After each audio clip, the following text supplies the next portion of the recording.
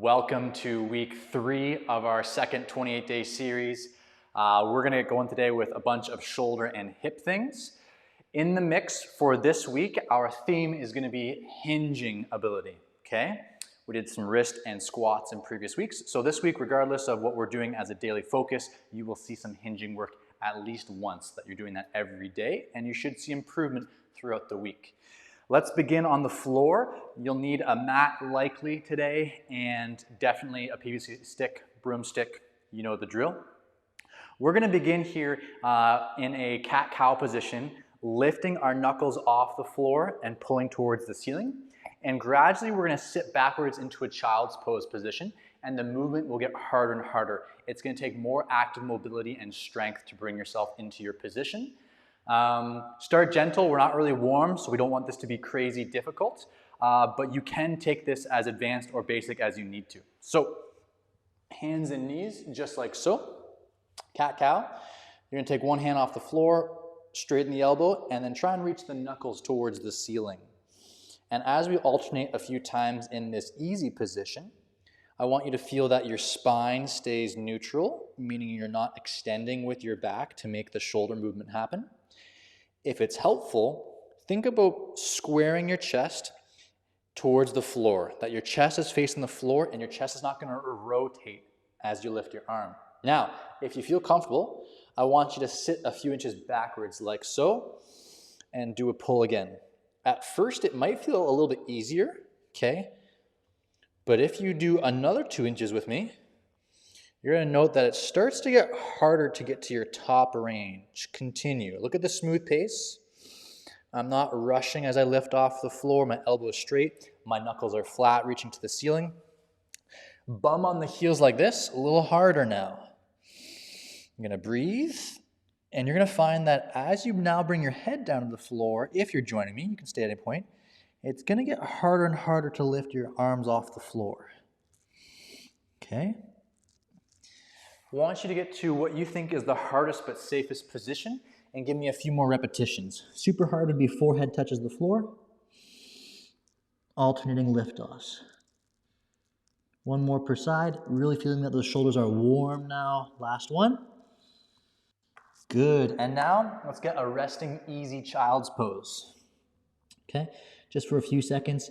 Feeling maybe a little bit of working in those shoulders. Now we're just going to relax.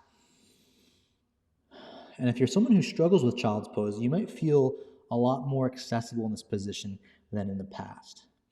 That's because we did all that active strength to bring ourselves to this position first.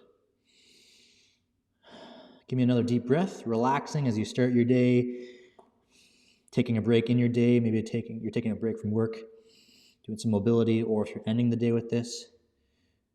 Good. Gently calm on out and forwards. Okay.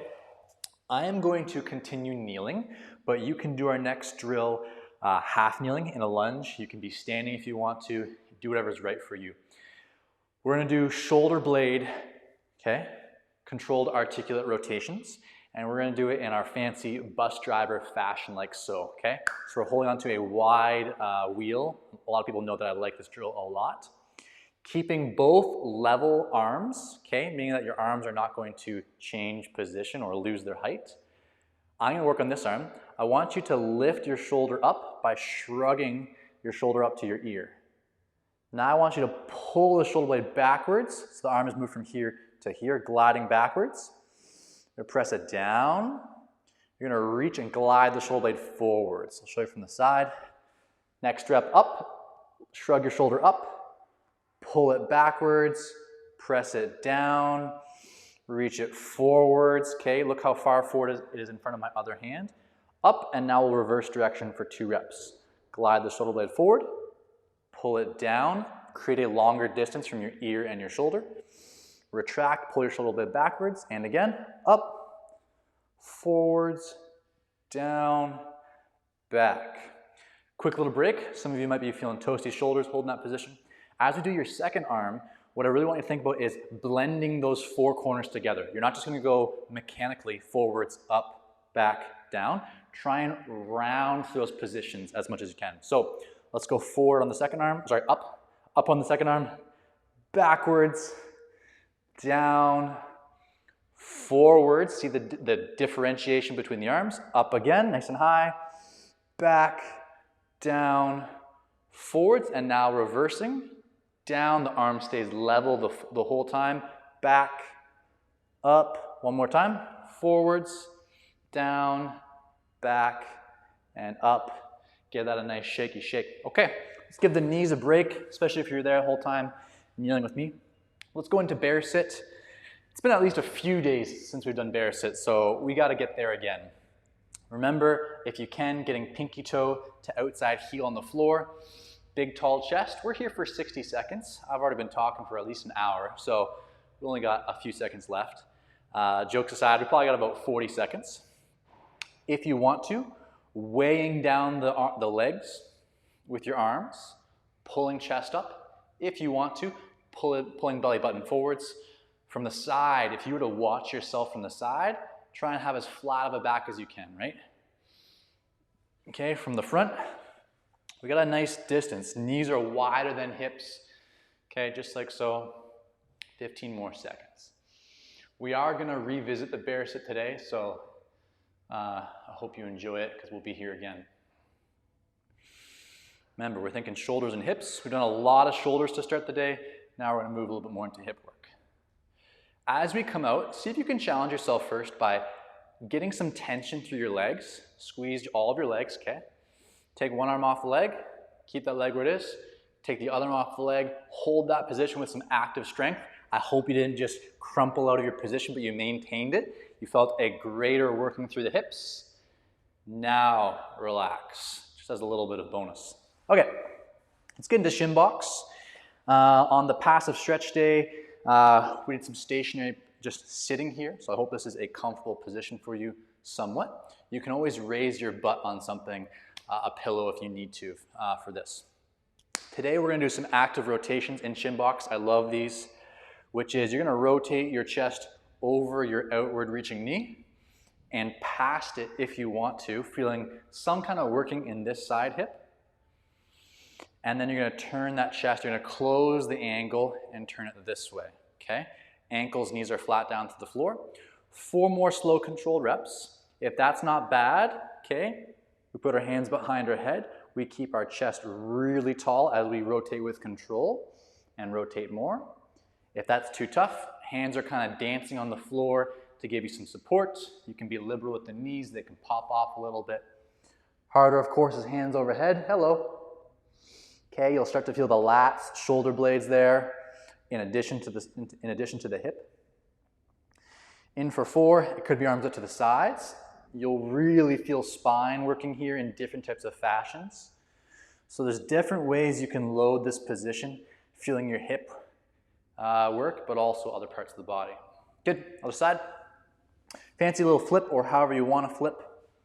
Other side, we'll begin by opening the chest away from the target hip. This is my challenging side. This side I always feel much more of a bite in that hip. So first rep, gotta calm down, gotta relax. I'll do probably a second kind of easy rep with hands in front.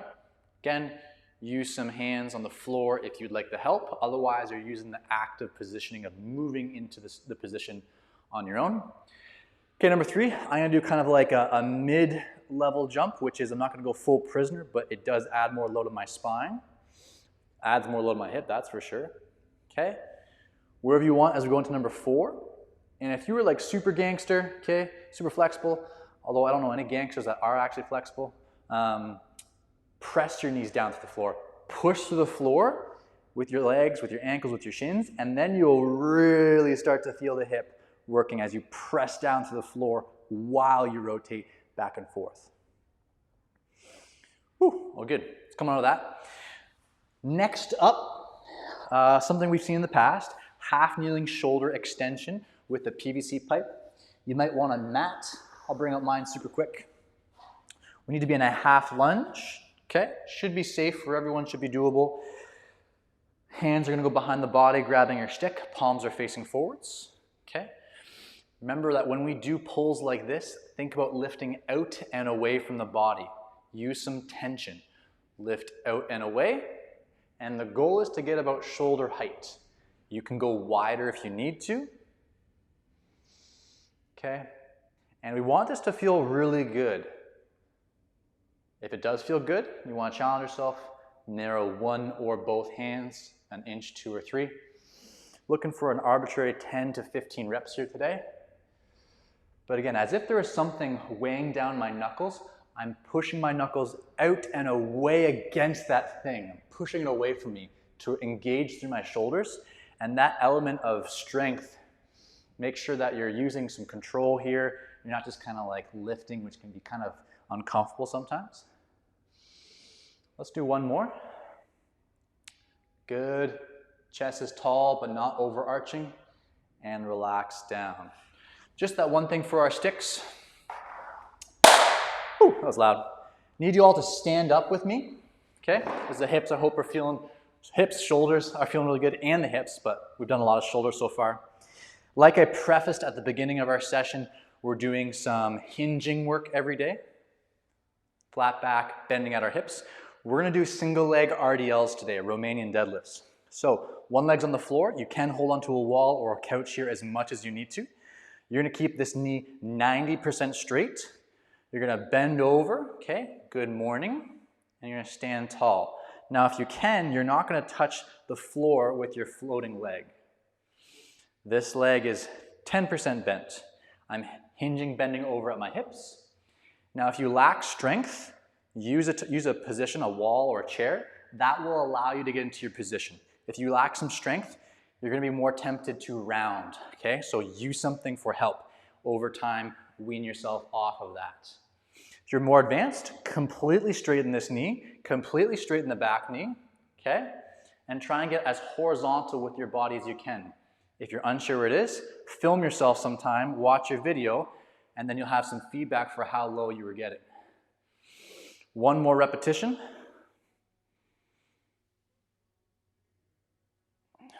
Good. Other side. Again, back flat, chest up. Start off, knee 10% bent, or if it's helpful to think about it, 90% straight. I don't normally care what happens with the back leg. Okay, it can be bent, it can be straight. It's simply that if you are someone who wants to challenge yourself, okay, or more flexible, you keep that back leg straight, you keep your floor foot straight. Okay, we also want to see is that your hips are nice and square as we do a few more together. Hips are square as they hinge and they stay square. What we don't want to see for what we are doing is the hips rotate out because usually we fall, we lose position. So hips are square, hips have laser pointers on them, they face the floor, they face forwards, good. A little shaky shake. Nice. Okay, take a seat, back down to the floor. Last thing for the day, bear sit with hover sequence. Done it several times. It's one of my favorites because it just does so much for us. I do these almost every day.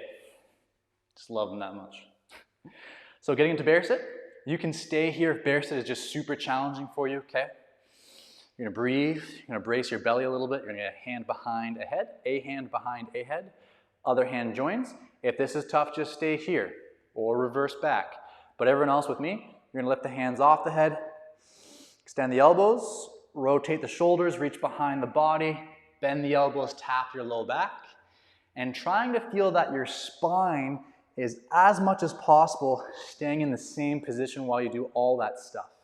Hands lift, elbows extend, arms rotate, reach behind you, bend at your elbows, tap your low back, big chest. Try and feel that your knees are in the same position. They're not caving in. You're driving out and down as we hold the position.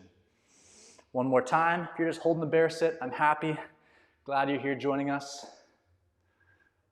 Good. That's our hip and shoulder work for the day. Hope you enjoyed the session, and I will see you tomorrow.